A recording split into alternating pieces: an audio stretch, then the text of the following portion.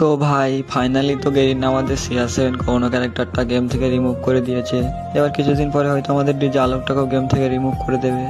তারপরে আমাদের হায়াতো, কেলি, মেক্সিম এদের মতো কিছু কিছু ক্যারেক্টার গেম থেকে রিমুভ করে দেবে, যেসব ক্যারেক্টারগুলো নিয়ে আমাদের পুরনো প্লেয়াররা খেলা করতো। কারণ গেরেনাটা চায় না যে আমাদের পুরনো প্লেয়াররা আর এই গেমটা খেলা করুক, কারণ গেরেনা ভালো করে জানে যে আমাদের পুরনো প্লেয়াররা কেউ আর এই গেমটায় টপ আপ করে না। আর কিসের জন্য টপ আপ করে না সেটা আমার থেকে ভালো তোমরাই বলতে পারবে। আর এখনকার সময় তো গেমে একসঙ্গে 10টা 12টা করে ইভেন্ট দিয়ে রাখছে, যেসব ইভেন্টগুলোর আমাদের কোনো দরকার নেই।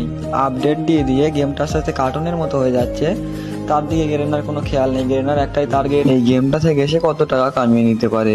গেরেনা তার স্বার্থের জন্য সব কিছু করতে পারে ভাই। আর এখনকার কিছু কিছু নতুন প্লেয়ার খেলা শিখেছে, তারা এই গেমটায় হাজার হাজার টাকা টপ আপ করে এইসব ইভেন্টগুলো বার করছে।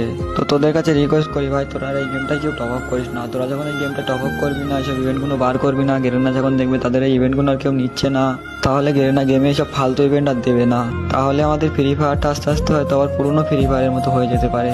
তো আমি জানি এই ভিডিওটা দেখার পরে অনেকেই আমাকে কমেন্টে এসে গালাগালি করবে কি ভাই তুই ফ্রি ফায়ার গেমকে কার্টুন কেন বললি। তো ভাই আমাকে গালি দেওয়ার আগে পুরো ভিডিওটা ভালো করে শুনে নিস। পুরো ভিডিওটা ভালো করে শোনার পরে যদি মনে হয় আমি ভুল কিছু বলেছি, তাহলে কমেন্টে ভাই আমার নামে গালি দিস।